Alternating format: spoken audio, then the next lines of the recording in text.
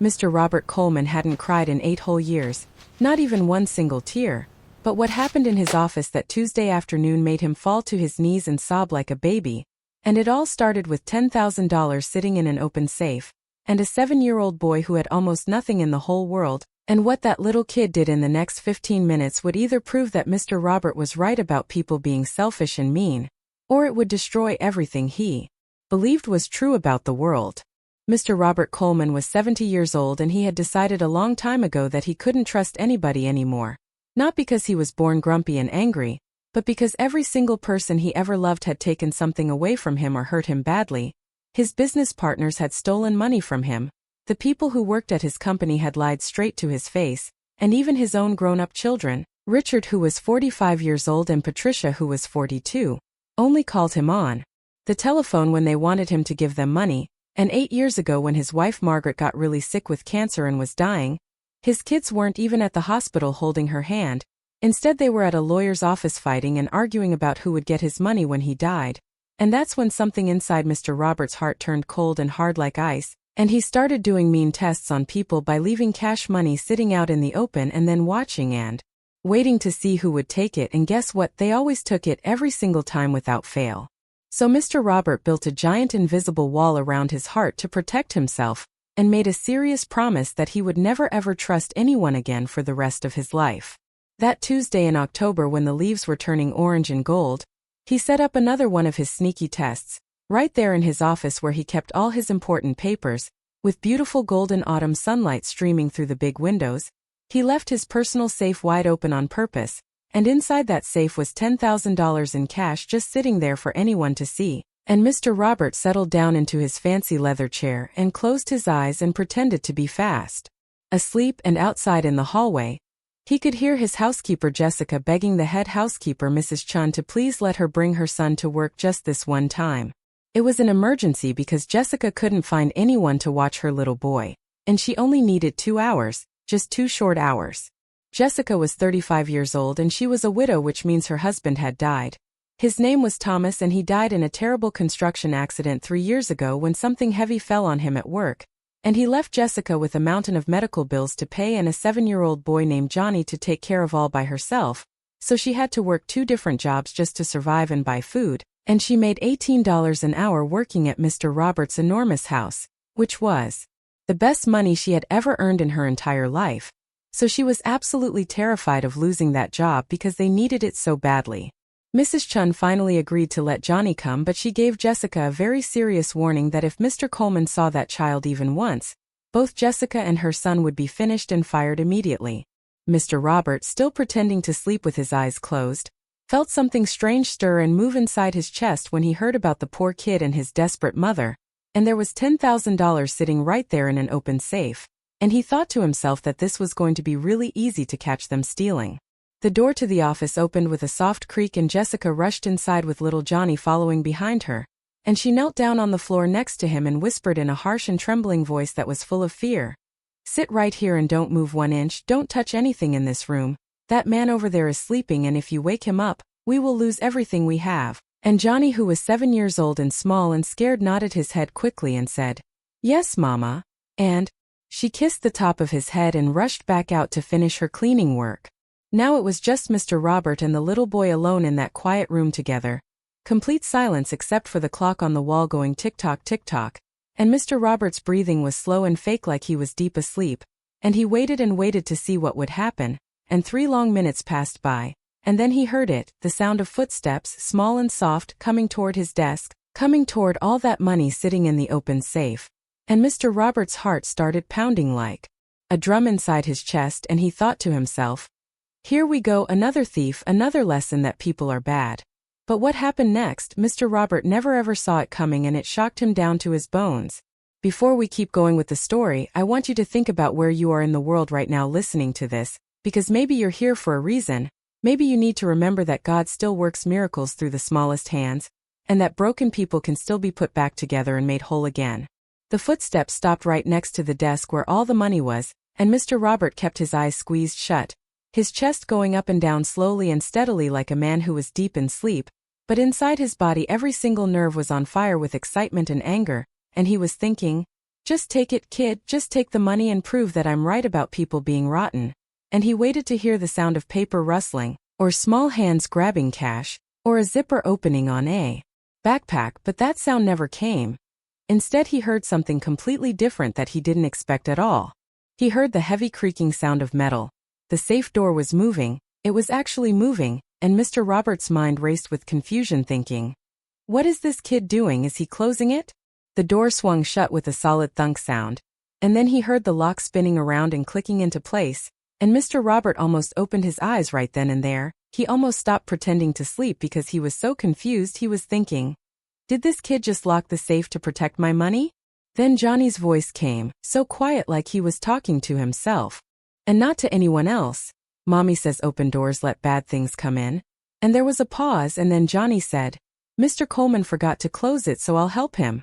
Mr. Roberts' throat felt tight and strange, and he heard the boy moving again with those small footsteps going toward the desk where he had left the combination lock dial, and Mr. Robert got all tense thinking, now he's going to take it, now he's going to steal. But Johnny didn't take it or steal it. Instead, he picked it up really carefully with both hands and placed it on top of the closed safe where nobody could see it. There, Johnny whispered to himself. All safe now, so nobody can steal Mr. Coleman's money. Mr. Robert lay there completely frozen like a statue, and his mind was screaming at him. This doesn't make any sense at all. This boy is poor. That money could have bought food for them for months and months. Why didn't he take it? Then the boy started moving around the room, being very quiet and careful, and Mr. Robert heard books being straightened on a low shelf, and then a pair of reading glasses being picked up off the floor. They were his glasses that he had dropped earlier that day, and Johnny wiped them clean with his shirt and set them gently on the side table so they wouldn't get stepped on. Then the footsteps went back to the corner of the room, and he heard the sound of a backpack unzipping and paper rustling around, and Johnny sat down on the floor and pulled out his homework and started writing, and when he made mistakes he would erase them and try again, just like a good kid who was trying his very best to do well in school. Mr. Robert couldn't breathe properly. For 8 long years he had been testing people, employees and partners and strangers, and every single one of them had failed his test, absolutely everyone without exception. But this boy, this 7-year-old kid with holes in his worn-out shoes and a second-hand shirt that was too big for him, had just walked right past $10,000 like it wasn't even sitting there at all, and Mr. Robert kept asking himself why. Why would he do that? Mr. Roberts' carefully built worldview about people being terrible was cracking and splintering at the edges like broken glass, and he didn't understand what was happening, and before he could process it all, before he could make any sense of what just happened, he heard something that made his stomach drop down to his feet like a heavy stone. Footsteps in the hallway outside, fast and frantic. It was Jessica coming back, and when she saw that safe closed, when she realized her son had touched it, everything was about to explode like a bomb. The office door flew open with a bang and Jessica burst inside completely breathless, and her face drained of all color until she looked like a ghost. She had finished cleaning in record time because she couldn't leave Johnny alone any longer. Every second away from him felt like standing on the edge of a cliff about to fall off, and her eyes swept across the room quickly. Johnny was sitting quietly in the corner with his homework spread out in front of him looking safe, and Mr. Coleman was still in his chair with his eyes closed looking like he was sleeping peacefully. Relief flooded through her body like cool water and she thought, okay, we're okay, everything is fine. But then her eyes landed on the safe and her heart completely stopped beating. The safe was closed tight. When she had peeked into the room earlier for just 1 second to make sure it was safe to leave Johnny in here, that safe had been wide open. She had seen it with her own 2 eyes. The door had been hanging open with money visible inside. But now it was shut tight, and the combination dial that had been sitting on the desk was completely gone. Her knees nearly buckled underneath her and she thought, oh God, what did he do? What did my son do? Jessica crossed the room in 3 long strides and grabbed Johnny by the arm and pulled him to his feet, and her voice came out harsh and desperate, a whisper that cut through the air like sharp glass. Johnny David Martin, what did you do? Johnny looked up at her with a confused and scared expression because of the angry tone in her voice. Mama, did you touch that safe? Her hands were shaking like leaves in the wind. Did you touch Mr. Coleman's things? Just what? Tears burned behind her eyes like hot fire. What did you do? Johnny's voice came out small and trembling like he might cry. The safe was open, Mama. You always say open doors are dangerous and bad people can come in, so I closed it so nobody could take his money. And I put the lock thing on top where it's safe so nobody can use it.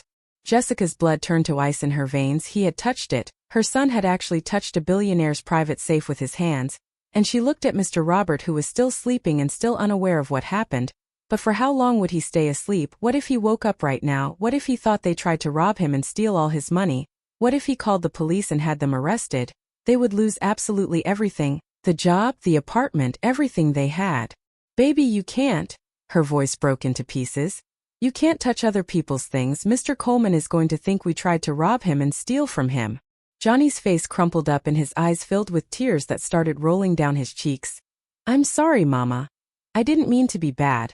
I was just trying to help him. Jessica pulled him into her arms tight and kissed the top of his head, and her own tears started spilling over and running down her face. I know, baby, I know you were trying to help, but we have to leave right this second before he wakes up. She grabbed their things as fast as she could, Johnny's backpack and her purse, and pulled him toward the door thinking, just get out before he sees us, before he knows we were even here. And they were 3 steps away from the hallway, 3 steps from escape and safety, when a voice, low and rough and cold as stone, cut through the silence behind them like a knife. Stop right there. Jessica froze and every single muscle in her body locked up tight, and she turned around slowly, her hand gripping Johnny so tight it probably hurt him, and Mr. Robert Coleman was sitting up straight in his chair with his eyes wide open, staring straight at them with a hard expression on his wrinkled face. Mr. Robert didn't smile at all, didn't soften his face or look kind.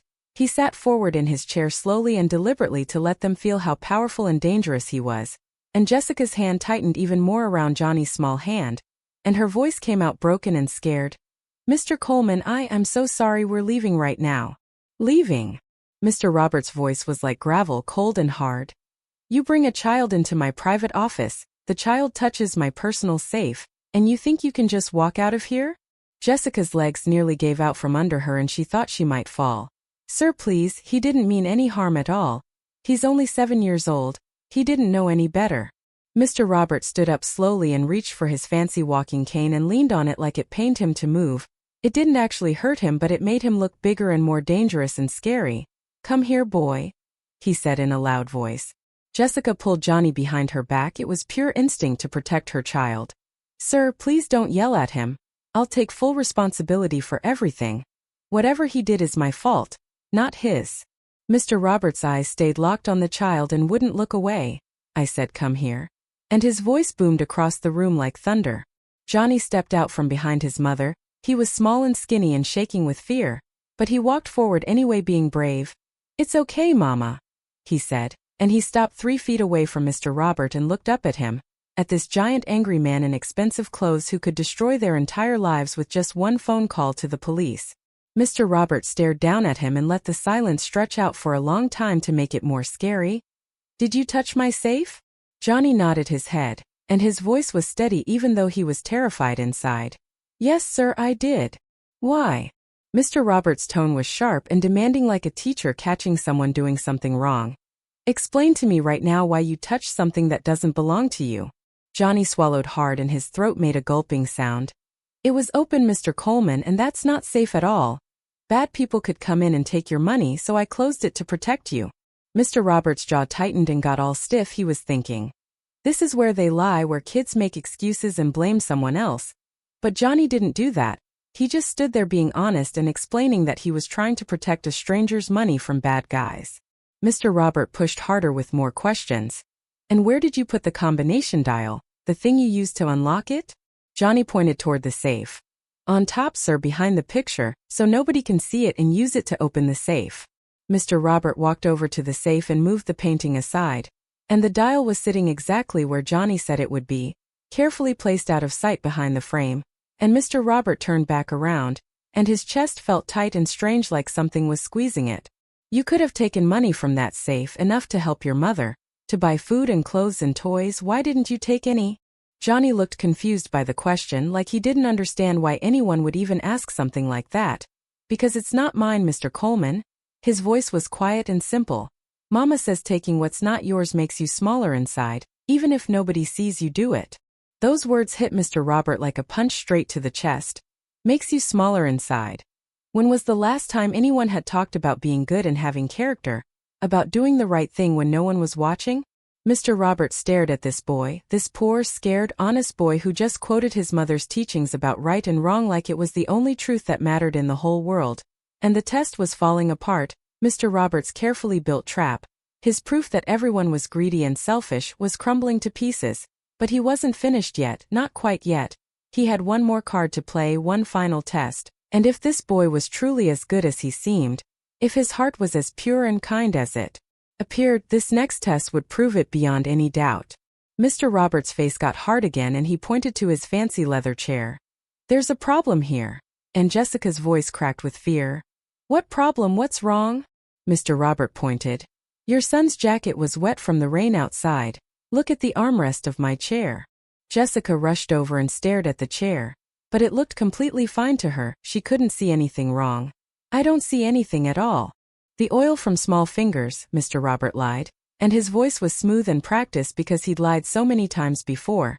"This is Italian leather imported from Italy. It costs $300 per square foot, and fingerprints cause permanent damage that can never be fixed. It needs professional restoration by an expert."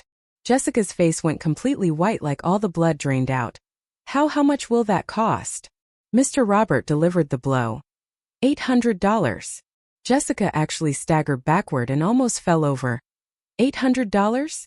That was more than her rent, more than she made in 2 whole weeks of working. "I don't have that kind of money. I don't have anywhere close to that." Her voice was barely a whisper. "But I'll work it off. I'll work extra hours for free, please, sir. Please just don't fire me from this job." Mr. Robert watched her beg and watched her break into pieces, and this was the moment he was waiting for. The moment when parents usually turned on their kids and screamed at them for costing money they didn't have. And he waited to see it happen. But Jessica didn't yell or scream. Instead, she knelt down on the floor and pulled Johnny into her arms tight. "It's okay, baby, we'll figure something out. It's not your fault at all." Johnny pulled back from the hug and his young face looked serious and old beyond his years. "Mama, don't cry, please don't cry." His voice was steady now instead of scared. "I'll fix it, I promise." Jessica shook her head back and forth and tears were streaming down her face. "Baby, you can't fix this, there's no way." But Johnny was already reaching into his backpack with both hands shaking. "I can pay him, Mama." And Mr. Robert almost laughed out loud and scoffed. What could a poor child possibly have that was worth anything? But then he saw it and his breath caught in his throat. Johnny pulled out a small leather case that was old and cracked and worn from years of being carried around carefully. And his hands trembled as he opened it up slowly. And inside was a pair of wire-rimmed reading glasses with scratched lenses and frames that were bent slightly out of shape. And Johnny held them out to Mr. Robert like they were made of pure gold. Like they were the most precious thing in the entire world. "These were my Pop-Pop's glasses." Johnny's voice was shaking but he didn't stop talking. "Pop-Pop died before I was even born so I never got to meet him. But Mama says he was the best man in the whole world." And he looked down at the glasses in his hands very gently like they were fragile and might break. "He taught Mama how to read with these glasses when she was little. They didn't have money for school back then, but Pop-Pop sat with her every single night and read the Bible out loud and taught her words and how to sound them out." Jessica's hand flew up to her mouth and a sob got caught in her throat. "Johnny, no baby, you can't give those away." But Johnny kept talking and his eyes were on Mr. Robert now, looking right at him. "Mama was going to give them to me when I got older so I could remember him even though I never met him." And he held them out with his small hands staying steady even though his lips were trembling like he might cry. "I don't have $800, Mr. Coleman, but these are really, really special. Pop-Pop used them to see God's words every single night. And Mama says they helped him see clearly and understand things." And Johnny's voice dropped down to a whisper. "Maybe they're worth $800, maybe they're worth even more." Mr. Robert stared at the glasses at this child standing in front of him offering the only thing he had of a grandfather he never got to meet, and Jessica collapsed to her knees on the floor beside her son. "Please," she begged Mr. Robert with everything she had. "Please don't take those from him, they're all he has of his family. I'll work for free, I'll do anything you want, just please don't take them away." But Johnny pulled away from her and looked up at Mr. Robert with eyes that were wet but determined and strong. "Mama, you always say helping people is never wrong, even if it costs you something important." And his voice cracked. "You said Pop-Pop always helped people no matter what. He would understand why I'm doing this." Johnny stepped closer to Mr. Robert and held the glasses up higher. "Please don't be mad at Mama, Mr. Coleman, she needs this job so badly. We don't have anywhere else to go, we'll have to live on the street." Mr. Robert took the glasses from Johnny's outstretched hand. They were light as a feather and warm from being in the boy's backpack. And they were worthless to anyone else in the world. Nobody would pay $1 for them. But as Mr. Robert stared at them, at the scratched lenses and the bent frames and the cracked case, something inside his chest began to splinter and break apart like cracking ice. He remembered his own father, who had been cold and critical his whole life, who taught him that business was war and that being kind was being weak, and he remembered his own children, Richard and Patricia, who had never sacrificed anything for him in their entire lives. They only took and demanded and expected. But this 7-year-old boy who had absolutely nothing in the world was offering his most precious possession for a lie, for a test that Mr. Robert had set up to trap him. Mr. Robert's throat got tight and his eyes started to burn with tears, and the glasses got all blurry in his vision, and for the first time in 8 long years, since the day Margaret died in that hospital, Mr. Robert Coleman felt his walls begin to crack and crumble, and his hands started to shake uncontrollably, and Jessica watched him with terror in her eyes, and Johnny watched him with hope in his eyes, and the silence stretched out forever. 10 seconds, 20 seconds, 30 long seconds, and then Mr. Robert's face twisted up, and his breath caught in his throat, and something that neither Jessica nor Johnny expected to happen actually happened right in front of them. A single tear rolled down the billionaire's weathered, wrinkled cheek, and then another tear and another. Mr. Robert stood there holding the glasses tightly, staring at them like he'd never seen anything like them before, and his hand was trembling so badly, and Jessica and Johnny watched him frozen in place, not knowing what to do, just waiting to see what would happen next, and the silence felt like it would never end, like time had stopped completely, and then Mr. Robert sank back down into his chair, and his shoulders collapsed inward, and more tears came slow and heavy like they'd been trapped inside him for years and years and finally broke free. Johnny stepped forward looking worried now instead of scared. "Mr. Coleman, are you okay? Are you hurt?" Mr. Robert couldn't speak at all. He looked at this boy, this 7-year-old child who just offered up everything he had to save his mother, and Mr. Robert saw something he hadn't seen in decades, something he thought had disappeared from the world, pure goodness, not fake, not foolish, just genuinely good, and the boy knew they were poor. He knew $800 could destroy them. He knew those glasses were all he had of his grandfather who he never got to meet, but he'd offered them anyway without hesitation, because protecting his mother mattered more to him than protecting himself. Makes you smaller inside even if nobody sees. The boy's words from earlier echoed in Mr. Robert's mind over and over again, and suddenly Mr. Robert understood everything clearly. He had spent 8 long years making himself smaller, testing people and proving they were rotten, building walls around his heart so high that nothing could reach him, and he had become the very thing he hated most. He had become just like the people who hurt him. His throat got tighter and his voice came out broken and cracked. "I'm a liar, I'm a terrible liar." Jessica didn't understand what he meant. "Sir, what?" Mr. Robert looked at her and then at Johnny with tears streaming down his old face. "I lied about everything, the whole thing was a lie." And his voice cracked again. "The leather isn't damaged at all, your son didn't break anything, I made the whole story up." Jessica's face went pale and confused, she didn't understand what was happening, and Mr. Robert kept talking and the words were spilling out now like water from a broken dam. "The safe, I left it open on purpose, and the money, I wanted someone to take it, I wanted to catch them being bad." And he wiped his face roughly with his hand. "I've been testing people for years, my staff, my partners, my own children, and they all took what they could, every single one." And his voice dropped to a whisper. "But your son." And he couldn't finish the sentence because his throat closed up. Mr. Robert looked at Johnny, at this boy who had closed the safe to protect him, who had tried to keep a stranger safe from bad people, who had offered his grandfather's precious glasses to save his mother's job. "You're raising a king," Mr. Robert said to Jessica, and his voice was thick with shame and regret. "A boy who had every reason to take that money, every justification in the world. That money could have changed your lives completely." And he held up the glasses in his shaking hand. "And when I lied to you, when I set another trap, he gave me this, the most precious thing he owns in the world." Mr. Robert's face twisted up with pain. He was willing to lose his connection to his grandfather, to give up the only thing he has, just to save you, to protect your job. And he looked at Jessica with tears running down into his white beard. "I'm so sorry, I'm so deeply sorry." Jessica was shaking her head back and forth, backing away slowly. "We don't want your money, we just want to live with dignity and respect." But Mr. Robert stood up and walked to his desk and pulled out the $10,000 from the safe, and his hands were shaking as he brought it over to her. Then take it with dignity, and he pressed the cash into her hands. Buy your son shoes that fit his feet, buy yourself time to breathe and not work yourself to death.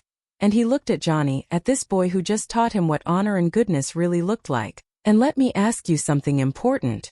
And Mr. Roberts' voice broke completely. Would you let him visit me? Would you let an old man who lost his way try to learn how to be good again? Jessica stared at the money in her hands, at Mr. Robert, at her son, and her hands were shaking so badly, and she didn't know what to say, and neither did Johnny, because how do you respond when a billionaire confesses that he's broken inside and asks a child to help save him? Jessica stood there holding the money, $10,000, more than she had seen in her entire life combined, and her mind was racing and spinning in circles. This doesn't make any sense at all. Rich people don't just give away money like this, they don't confess their sins, they don't cry. And she looked at Mr. Robert, at this billionaire who just admitted to testing them, to lying, to playing cruel games with people's lives, and part of her wanted to throw the money back at him and walk out that door forever, but another part of her, the part that was exhausted and broke and terrified every single day, whispered something else. What if he means it? What if he's telling the truth? Why? Her voice came out raw and hurt. Why would you do that to us? Why would you test us like that? Mr. Roberts' face crumpled up like paper. Because I've been hurt so many times by so many people. I stopped seeing human beings, I only saw thieves and liars. And he looked at Johnny with his red eyes. Your son proved me wrong about everything, and it broke something inside me that I thought was dead and gone forever. Jessica's hands tightened around the cash. You don't know us, you don't know what we've been through in our lives. You're absolutely right, Mr. Roberts said quietly. But I know what I saw today with my own eyes. I know your son has something my own children will never have. And he paused and took a deep breath. A heart that hasn't been poisoned by the world yet. A heart that's still pure and good. Jessica looked down at Johnny, and he was staring up at her with those wide, trusting eyes that saw the best in everyone. Mama, is he sad? And her throat got tight. Yes, baby, I think he is very sad. Johnny looked at Mr. Robert and tilted his head to the side like a confused puppy. Pop used to say that sad people need friends more than anything. Mr. Robert's breath caught in his chest like someone had punched him, and Johnny walked closer to him slowly like he was approaching something fragile that might break. You can keep the glasses if you want, Mr. Coleman, but maybe you don't need to pay for them. And Mr. Robert knelt down to be at eye level with the boy now. What do you mean by that? Johnny's voice was soft and honest. Maybe you just need someone to talk to. That's what Mama does when I'm sad. She talks to me and listens to me, and it makes me feel better. Mr. Robert stared at this child. This boy who just offered friendship instead of payment, and something inside Mr. Robert shattered completely into a million pieces, and he looked up at Jessica with tears streaming down his wrinkled face. I don't deserve this kindness, I don't deserve any of it. Jessica's own eyes got wet with tears. Maybe none of us get what we deserve, she said quietly. Maybe we just get chances to do better. Mr. Robert nodded because he couldn't speak at all, and Jessica took a deep breath and made a decision that terrified her. Johnny can visit on Tuesdays and Thursdays after school, 1 hour each time, that's it. Mr. Roberts' face lit up like a Christmas tree, desperate and grateful. Thank you so much. You have no idea what this means to me. Jessica held up her hand like a stop sign. But if you ever lie to him again, if you ever test him like you did today, we're gone forever, do you understand me? Mr. Robert nodded hard. I understand completely. I promise I'll never do that again. Jessica looked at her son, at this boy who just saved a billionaire's soul with a pair of old glasses and a kind heart that didn't know how to be mean. Come on, baby, let's go home now. They walked toward the door together, but before they left, Johnny turned back around. Mr. Coleman? Yes, Johnny. Next time I come, can you teach me about buildings? Mama says you make really tall ones that touch the sky. Mr. Robert's smile was the first real genuine one he had felt in 8 long years. I would absolutely love that, son. And the word slipped out by accident, son. And somehow it felt exactly right, like that's what he was supposed to call him all along. The door closed behind them and Mr. Robert stood alone in his office holding a pair of scratched reading glasses that belonged to a man he never met. And for the first time in 8 years he didn't feel empty and hollow inside. He felt something else, something he thought he had lost forever and would never feel again. He felt hope, real actual hope, but what Mr. Robert didn't know yet, what he couldn't possibly know, was that this wasn't just the beginning of healing his broken heart, it was The beginning of a legacy that would change absolutely everything. 3 whole months passed by, not quickly, not easily, but they passed with something Mr. Robert had forgotten existed in the world: joy, real actual joy. And Johnny grew from 7 years old to 7 1/4, and Mr. Robert's office looked completely different now. The heavy curtains were pulled open wide, light poured in through the windows like liquid gold, and every Tuesday and Thursday afternoon, a small desk sat in the corner near the bookshelf. It was Johnny's desk, custom made by expert carpenters, built just his size so his feet could touch the ground. Mr. Robert sat at his own big desk reviewing important contracts and papers, and Johnny sat at his little desk doing homework, and it had become their routine, their special time together that they both looked forward to all week long. And Jessica had been promoted to household manager with triple her old salary, which meant she made 3 times as much money, and now she ran Mr. Robert's charitable foundation that gave money away, setting up programs for single parents and scholarships for kids just like Johnny who needed help. She had tried to refuse the promotion at first. "I don't need charity, I can work for what I earn," she had said with pride. But Mr. Robert had looked at her seriously and said, "It's not charity at all, it's paying you what you're actually worth, something I should have done years ago when you first started working here." Now 3 months into their new life, everything felt different. The whole world felt different. Mr. Robert felt different. And the night after Johnny and Jessica left with the glasses, Mr. Robert hadn't slept even 1 minute. He had sat in his office until the sun came up at dawn, crying and thinking and reading Margaret's old journals that she wrote before she died. She had written about him, about how his bitterness and anger were killing him slowly, about how she had prayed every single night that he would remember how to love people before it destroyed him completely, and one entry said, "Robert has forgotten that people aren't just transactions and dollar signs. He's forgotten that the richest thing we ever had wasn't money at all, it was each other, it was love." And those words had gutted him like a fish. They had torn him apart inside. The very next day he had called Jessica and asked if the offer still stood, if Johnny could still visit, and she had said yes with a cautious voice, and everything changed after that, absolutely everything. Mr. Robert had apologized to old friends he had pushed away years ago, to former employees he had wrongly accused of stealing, people he had hurt with his tests and his coldness, and he had even tried reaching out to Richard and Patricia, his own grown-up children, but they hadn't responded well at all. "What's your angle, Dad? What do you really want?" Richard had asked on the phone, his voice suspicious and cold like ice. "No angle at all," Mr. Robert had said quietly. I'm trying to be a better person." But Patricia had actually laughed a mean laugh. "Better or just lonely now that you're old?" And they hadn't visited even once since that phone call, but Johnny had visited twice a week, every single week without missing once, and slowly, so slowly that Mr. Robert almost didn't notice it happening. The stone around his heart crumbled away into dust. Now in the present moment, Johnny closed his math book with a snap and walked over to Mr. Robert's big desk. "Done already?"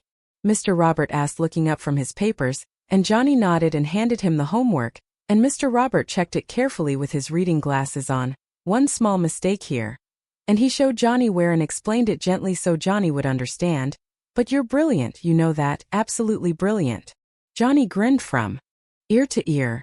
"You call me that a lot now, you say I'm brilliant and smart." Mr. Robert paused and realized it was completely true. "Is that okay with you?" Johnny's face grew serious and thoughtful, like he was considering something important. "You also call me son sometimes, like when you're proud of me." Mr. Robert's chest got tight and painful. He hadn't meant to say that word, it just slipped out by accident. Usually when Johnny did something that made Mr. Robert feel proud, which was very often. "Does that bother you when I call you that?" Mr. Robert asked carefully, worried he had crossed a line, and Johnny shook his head back and forth. "No, I like it a lot. I never had a grandpa before because Pop died before I was born." Something shifted and moved inside Mr. Robert's chest, and he looked at Johnny, really looked at him, and thought about how this boy, this beautiful, honest, kind boy, was more of a son to him than Richard and Patricia had ever been in their entire lives. And Mr. Robert looked at Johnny and made a decision he had been wrestling with and thinking about for weeks and weeks. "Johnny, I need to talk to your mother about something really important." Johnny's eyes got wide. "Am I in trouble? Did I do something wrong?" "No," Mr. Robert said softly with a gentle smile. "The complete opposite actually, you've done everything right." And Johnny ran off to find his mother, and Mr. Robert walked to his desk and pulled out a document from the bottom drawer where he kept his most important papers. His lawyer had prepared it 2 weeks ago. It was the will revision. the paper that said who would get his money and property when he died, and Mr. Robert had stared at it every single day since then, wondering if he had the courage to actually do it, wondering if it was the right thing. Now holding it in his hands with his fingers trembling, he knew deep in his heart that he was ready, because some decisions aren't about blood and family trees. They're about love, real, actual love. 10 whole years passed after that day, not quickly, not in the blink of an eye, but they passed with something Mr. Robert had completely forgotten existed in the world: joy, real genuine joy that filled his heart every single day. And Johnny grew from 7 years old to 17, from a small boy doing homework in the corner to a young man sitting in board meetings asking questions that made the executives uncomfortable, and made them think harder. And Mr. Robert had paid for his education. Private school with the best teachers, tutors who came to the house, not because Johnny needed extra help because the kid was naturally brilliant and smart, but because Mr. Robert wanted to give him every single chance and opportunity he had never had himself. Every Tuesday and Thursday visit became every single day. Johnny would come over after school finished, do his homework at his special desk, have dinner with Mr. Robert at the long dining table, and they would talk about buildings and business and life, and sometimes they would just sit together in comfortable silence, the kind of silence you can only have with people who really know you, who understand you without words. Mr. Robert had tried really hard to reconnect with Richard and Patricia. He had tried with everything he had. He had invited them to dinners, sent letters in the mail, called them on the telephone, and they had come once, just one single time together 6 years ago, and they sat stiffly and uncomfortably in the dining room, and they asked about the will, about their share of the money. When are you going to die so we can get what's ours? Patricia had actually asked, and when Mr. Robert mentioned Johnny and how the boy had changed his life and made him a better person, Patricia had scoffed and made a rude sound. You're replacing us with the Maid'S kid, that's what you're doing. Mr. Robert's face had gone cold and hard. No, I'm choosing someone who sees me as more than just a bank account, someone who actually loves me. And they had left angry, slamming doors, and they never came back, not even once, and Mr. Robert had grieved that loss quietly, in moments when Johnny wasn't around to see him sad, but the grief didn't consume him or eat him alive because he had something Richard and Patricia had never given him in all their years: love, real, actual love, the kind that didn't ask for anything in return, the kind that was freely given. Now in Mr. Robert's office, a beautiful glass case hung on the wall where everyone could see it, and inside it sat Pop's reading glasses, the scratched lenses, the bent frames, the cracked leather case, all preserved perfectly with museum lighting that kept them safe, and below the glasses was a small gold plaque with words engraved into it. These glasses taught one man to read God's word and taught another man to see God's love. Gift of wisdom from Johnny Martin, age 7. And Mr. Robert looked at them every single day without fail, and he remembered that Tuesday afternoon, the test he had set up, the offering Johnny had made, the moment his entire life changed forever and he became a different person. He was 80 years old now, his hair was completely white, his face was covered in wrinkles, and his doctors had told him that his heart was failing slowly and peacefully. You've got maybe a year left, they had told him 6 months ago with sad faces, but Mr. Robert had smiled a real genuine smile. A year is enough time, that's plenty, because he had already done what needed to be done. The will was updated and signed, the video was recorded, the instructions were written out clearly. Everything was in place exactly how he wanted it, and Jessica knew about it all. He had told her 3 months ago and made her promise not to tell Johnny yet. Let him have a little more time, Mr. Robert had said to her, before he has to grieve and be sad. Now sitting in his office on a quiet afternoon with sunlight streaming through the windows, Mr. Robert heard the front door open downstairs and Johnny's voice calling out loud and happy. Robert, you here? Where are you? And Mr. Robert smiled because Johnny had stopped calling him Mr. Coleman years and years ago. It had started with Robert, and then quietly one day it changed to Grandpa, and Mr. Robert had cried tears of joy when he heard that word for the very first time. In the office, son, Mr. Robert called back, and Johnny walked in, and he was 17 years old now, tall and handsome, wearing the fancy suit that Mr. Robert had bought him for college interviews at universities. How did it go today? Mr. Robert asked eagerly, and Johnny grinned from ear to ear. They offered me a full scholarship, everything paid for, tuition, room, board, everything. And Mr. Robert's chest swelled up with pride like a balloon. Of course they did, you're brilliant, absolutely brilliant. Johnny sat down in the chair across from him, the same chair he'd sat in 1,000 times before. I couldn't have done any of it without you, you gave me everything. Mr. Robert shook his head back and forth. You had it inside you all along, Johnny. I just gave you a chance to show the world what you could do. They sat together in comfortable silence for a minute, and then Johnny noticed something. Mr. Roberts' hand was resting on a white envelope on the desk. What's that? Johnny asked curiously, and Mr. Robert looked down at it, then back up at Johnny with sad eyes. A letter for you, but not yet, you can't read it yet. Johnny frowned and looked confused. For what? When can I read it? Mr. Roberts' smile was sad and full of pain. For after I'm gone from this world, son, when that day comes, you'll understand everything I want to say. Johnny's face went pale white and his eyes filled with tears instantly. Don't talk like that. Please don't say things like that. But Mr. Robert reached out and placed his wrinkled old hand over Johnny's young strong hand. Listen to me carefully, what I'm about to leave you isn't just money and property. It's a responsibility, a huge responsibility. It's a chance to build something good in this world. Something that really matters and helps people. Johnny shook his head hard, tears rolling down his cheeks. I don't want your money, I just want you to stay here with me. Mr. Roberts' voice broke into pieces. I know that, son, I know, and that's exactly why you're the only one who deserves it, because you don't want it for selfish reasons. 3 months later, Mr. Robert Coleman died peacefully in his sleep in his big bed, and 5 days after that, his family gathered together for the reading of the will at a lawyer's office, and what they heard would change everything forever, absolutely everything.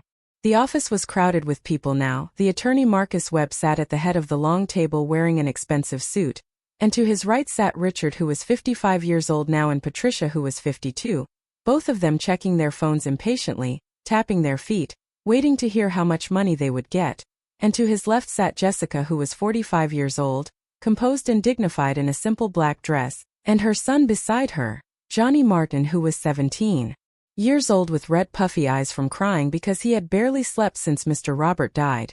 He missed him so much it hurt his chest. Mr. Webb cleared his throat loudly. To Richard and Patricia Coleman, I leave $2 million each, held in a trust that was established when you were children. And Richard and Patricia exchanged quick glances. They looked satisfied and pleased, and they stood up to leave thinking they were done. Please sit back down, Mr. Webb said firmly. There's more to read. Patricia frowned and looked annoyed. More? What else could there be? Mr. Webb continued reading from the official document. To the rest of my estate, which includes Coleman Property Group, all holdings, all investments, this residence and personal savings, I leave everything to Johnny David Martin.